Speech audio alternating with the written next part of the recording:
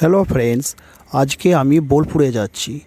কি করতে বোলপুরে যাচ্ছি সেটা দেখার জন্য পুরো ভিডিওটা দেখো।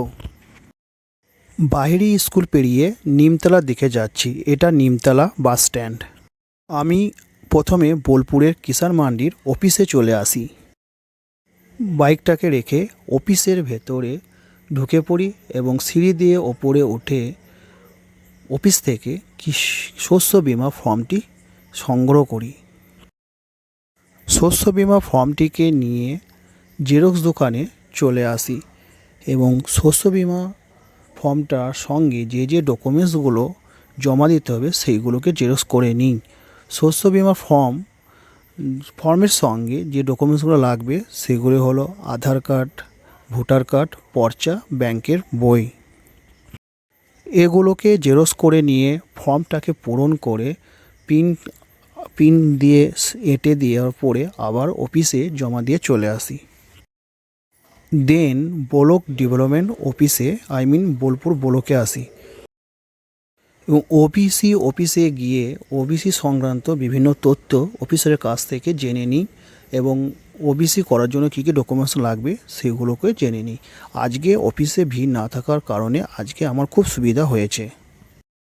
ব্লক থেকে হিরো শোরুমে আসার পথে রাস্তার ধারে একটা ফলের দোকান থেকে 1 কিলো কাশ্মীরি আপেল কিনি।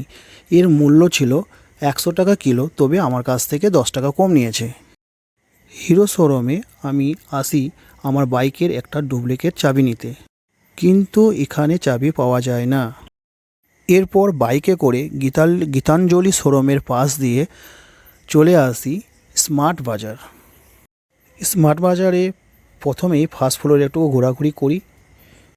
স্মার্ট বাজারে ফার্স্ট ফ্লোরের মালগুলো দেখাদেখি করতে থাকি।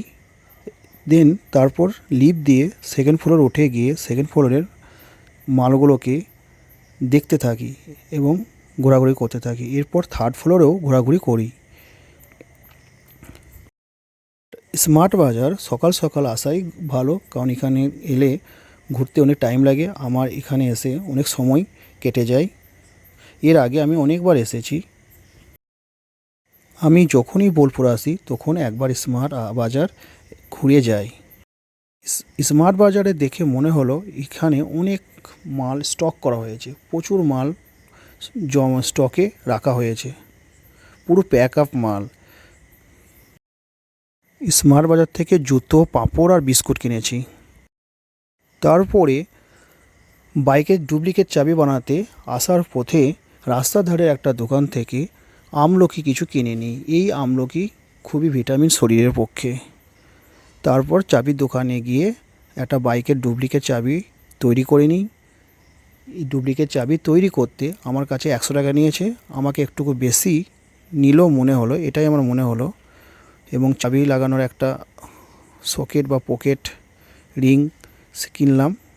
এই দুটো মিলে 120 টাকা নিয়েছে। তারপর বাড়ির উদ্দেশ্যে রওনা হয় এবং বাড়ি ফিরে এসে আমি এই ব্লগটিকে শেষ করলাম। ধন্যবাদ।